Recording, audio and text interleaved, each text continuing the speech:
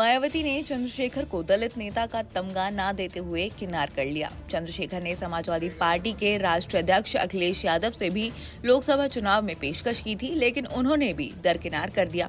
अपनी पार्टी के बूते चुनाव में उतरे चंद्रशेखर ने मजबूत जीत हासिल की। चंद्रशेखर की जीत को दलित सियासत के लिए एक बड़ा बदलाव माना जा रहा है और इसी के साथ इमरान मसूद की जीत में भी चंद्रशेखर का बड़ा रोल माना जा रहा है। चंद्रशेखर की बढ़ती लोकप्रियता के मद्देनजर बसपा सुप्रीमो मायावती ने नगीना पर फोकस किया। उन्होंने अपने भतीजे आकाश आनंद को स्टार प्रचारक के रूप में नगीना भेजा। आकाश ने अपने चुनाव प्रचार की शुरुआत नगीना से ही की थी। मायावती ने खुद भी बिजनौर जिले में सभाएं कर चंद्रशेखर का नाम लिए बगैर तमाम निशाने साधे, लेकिन सब चूक गए और चंद्रशेखर के मुकुट में नगीना सज गया। दरअसल चंद्रशेखर ने किसी भी पार्टी से गठबंधन करने से इनकार कर दिया। उनका कहना है कि गठबंधन जनता से है और इसी के सहारे यूपी में उपचुनाव लड़े जाएंगे। जनता ने इन सभी पार्टियों को देख लिया है और उन पार्टियों से जनता का भरोसा उठ चुका है। उन्होंने कहा कि उनकी पार्टी इस चुनाव में नए लोगों को मौका देगी। चंद्रशेखर लगातार दलित, मुस्लिम, आदिवासियों के लिए आवाज उठा रहे हैं। नगीना लोकसभा सीट से चुनाव जीतने के फौरन बाद ही चंद्रशेखर आजाद ने यूपी की 10 विधानसभा सीटों पर होने वाले चुनाव में उतरने की घोषणा कर दी थी। अब तो 4 विधानसभा सीटों के लिए चुनाव प्रभारी भी नियुक्त किए जा चुके हैं। आपको बता दें कि उत्तर प्रदेश में करहल, मिल्कीपुर, कटेहरी, कुंदरकी, गाजियाबाद, खैर, मीरापुर, फूलपुर, मझवा और सिसीमऊ विधानसभा सीट पर उपचुनाव होना है। इसमें से 4 सीटें यानी कि खैर, मीरापुर, कुंदरकी और गाजियाबाद सदर पर आजाद समाज पार्टी के चुनाव प्रभारियों की नियुक्ति हो चुकी है। खास बात यह है कि चंद्रशेखर आजाद ने अपने प्रतिद्वंदी बीएसपी नेता मायावती की तरह ही उपचुनाव में किसी भी राजनीतिक दल के साथ गठबंधन करने से इनकार कर दिया है। अव्वल तो दोनों दलों की तैयारी सभी सीटों पर कड़े मुकाबले की होगी, लेकिन मिल्कीपुर जैसी सीट भी है जहां दिलचस्प लड़ाई देखने को मिल सकती है।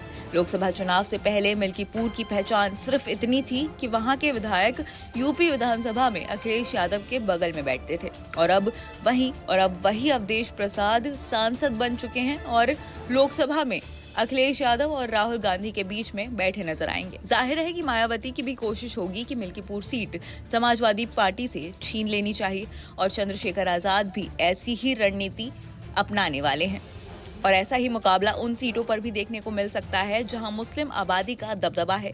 लेकिन मायावती बीएसपी के चुनाव प्रदर्शन के बाद पहले ही कह चुकी है कि आगे से मुस्लिम उम्मीदवारों को टिकट देने के बारे में नए सिरे से विचार किया जाएगा।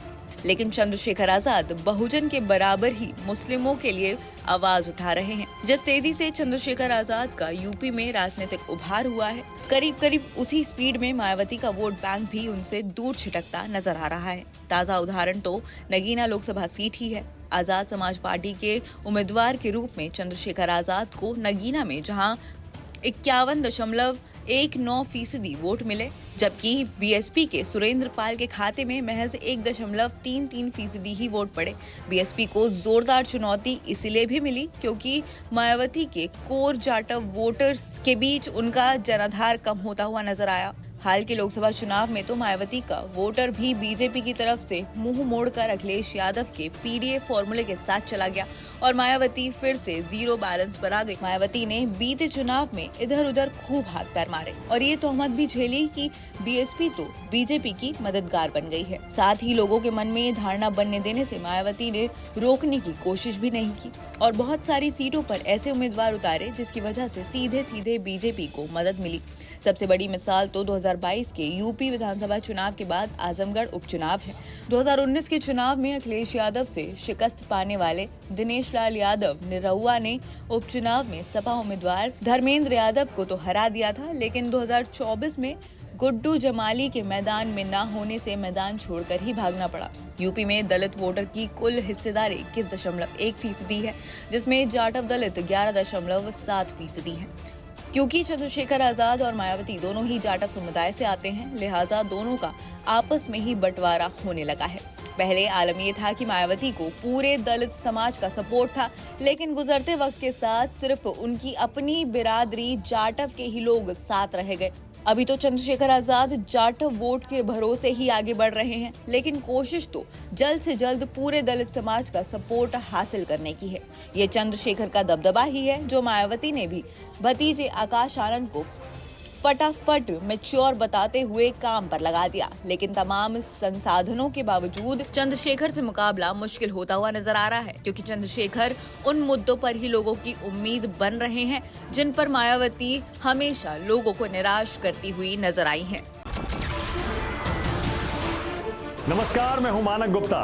अगर आपको हमारा ये वीडियो पसंद आया हो तो इसे लाइक और शेयर जरूर करें, और हाँ, हमें सब्सक्राइब और फॉलो करना ना भूलें ताकि आप देश और दुनिया की कोई खबर मिस ना करें।